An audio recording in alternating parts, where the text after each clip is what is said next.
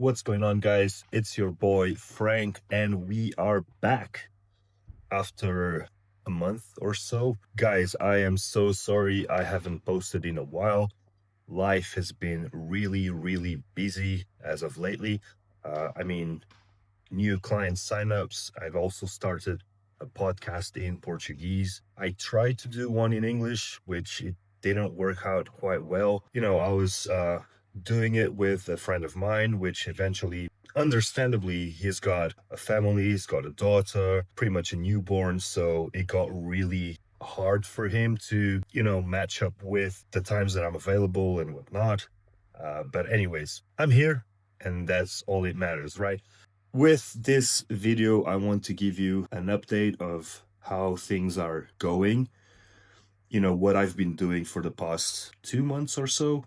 I don't really remember when was the last time that I posted, but I've promised to be as transparent as possible with my own journey, with the stuff that I'm doing, food-wise, anabolics, training, and that's what I'm doing today.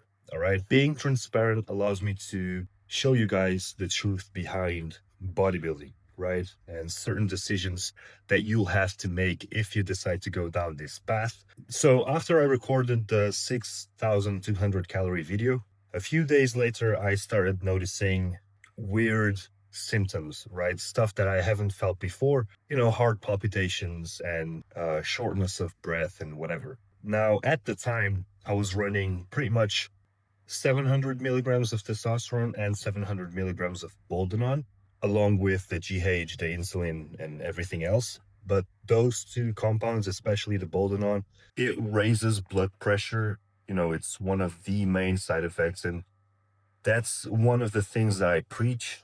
Study as much as you can in regards to everything else, but especially anabolics and their side effects, because then you'll know if something unusual happens, just pull it out. And that's what I did. So after this video, I had to run just a test only cycle. And when I say test only, yes, I am including the GH still, right? So I took out the Boldenone straight away and I just allowed my body to breathe, especially because I don't really have the habit of pulling out bloods. And I know that's a huge mistake of mine. But anyways, I ran the test only cycle for pretty much 7 to 8 weeks. I allowed my body to breathe. I did lose some weight, and that's totally normal. When I pulled out some of the gear, we also, and by we, I mean my coach and I, decided to take out some food. So we went from 6,200 calories to 5,300 or so. And training wise,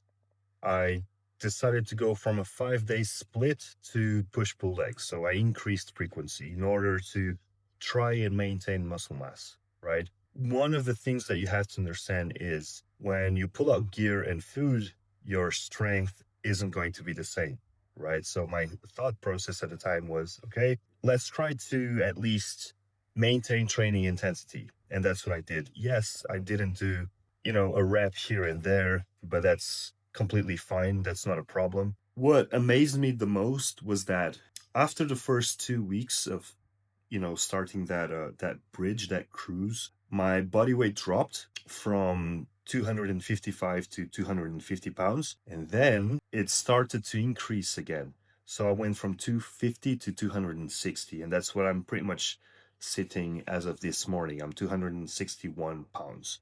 I am pulling out bloods tomorrow just to see how things are looking from an inside perspective. I personally believe that everything's fine. I'm not running insane amounts of gear. I've only just reintroduced Boldenone, and I'm not doing the 700 milligrams. I'm doing 300.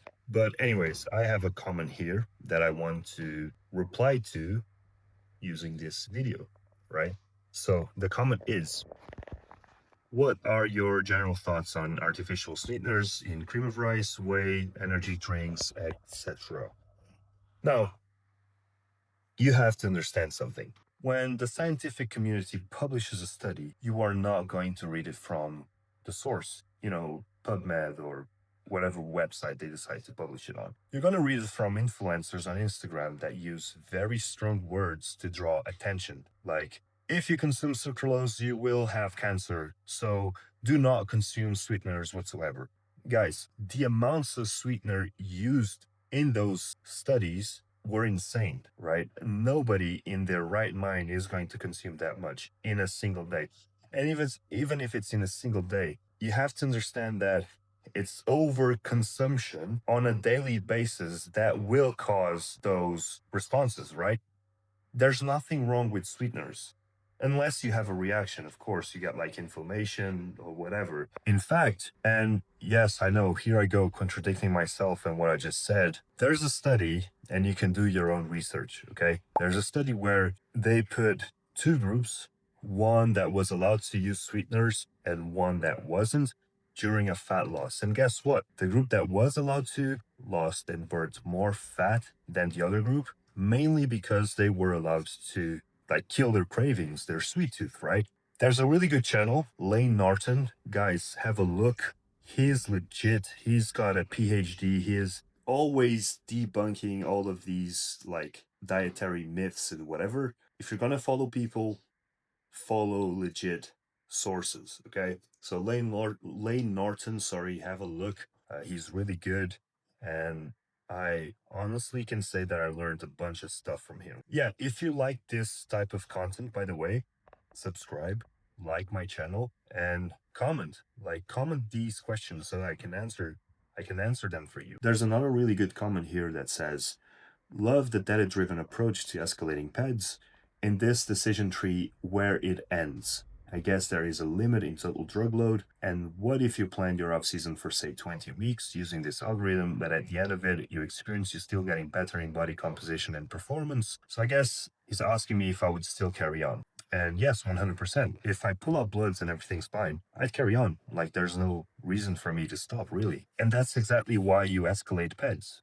If you put everything all at once, right off the bat, first day of off season, 500 mags of test, 500 mags of DECA, 500 mags of Boldenone, and you start getting side effects, how do you know where those side effects are coming from? You don't. And that's why it's important for you to escalate PEDs based off of your performance. So let's say this is day one of your off season and you start with 500 milligrams of test, 4,000 calories. There will come a point in time where you will stall. And once you stall, you have to look at your visuals. Analyze your body composition. Am I soft? No, I'm lean enough to add more food. So that's what you do. You add 10% more calories to your current calorie intake. So you're now consuming 4,400 calories. Progress goes up until it eventually stalls again.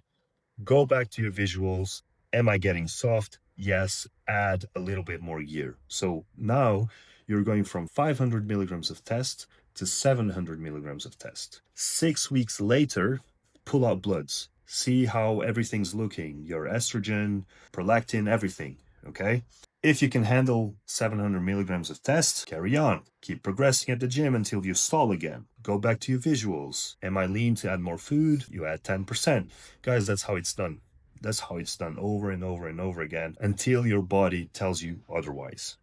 Okay, so that's my tip for you. I'm gonna end this video. I hope you guys enjoyed it. Please subscribe to my channel. Ask questions so I can do stuff like this more often. And I will see you guys in the next one. Peace.